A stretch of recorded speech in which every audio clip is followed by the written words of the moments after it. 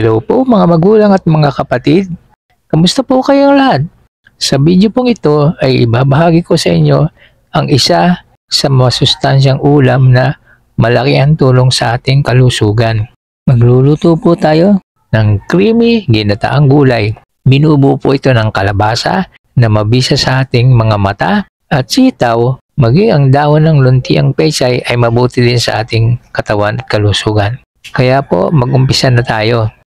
Una ay gayatin natin ang sibuyas. Pagkatapos ay gayatin ang bawang.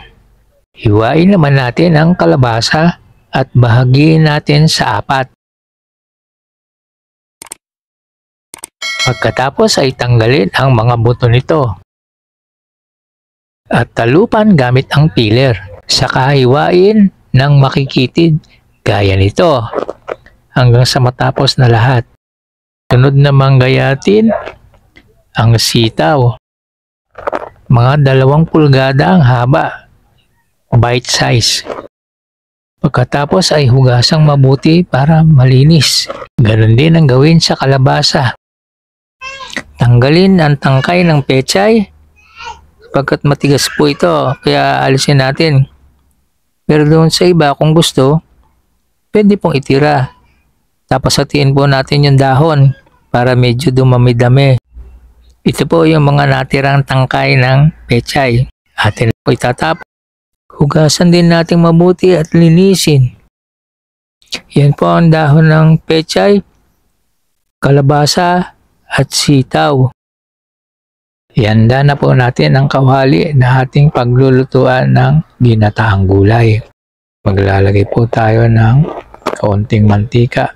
Gisa po natin ang bawang at ang sibuyas na ginayat. Hintayin po natin bumango ang mga ito bago po natin ihulog yung kaunting hibi.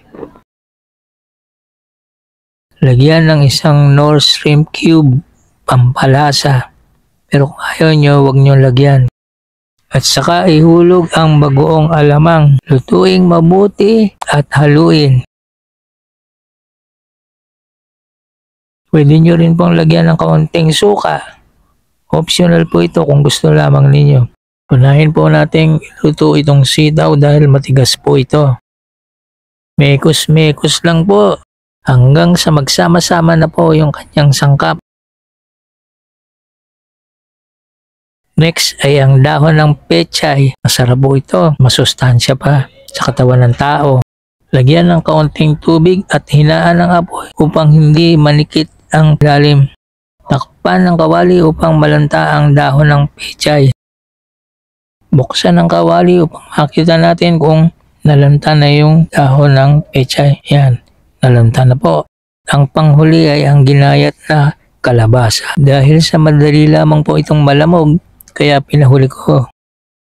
Lagyan po natin ng 2 siling panigang para may kagat po siya at masarap. Takpan po natin, pakuluan po ng 20 minuto para lumambot po yung gulay. Yan, luto na po yung gulay. Pwede na po natin ihulog yung gata.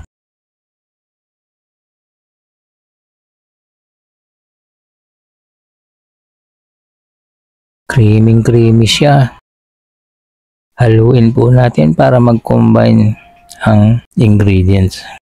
Takpan at lutuin pa ng mga 2 minuto. Okay na po, luto na. Mag-plating na po tayo.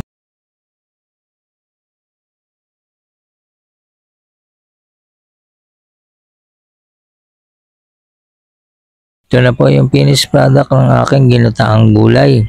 At ihanda nyo na rin po yung inyong unlimited rice. Maaari po ba ako makapaglambing sa inyo ng thumbs up, subscribe, at i-share nyo na rin po. I-hit nyo na rin po yung notification bell para updated po kayo sa video ko.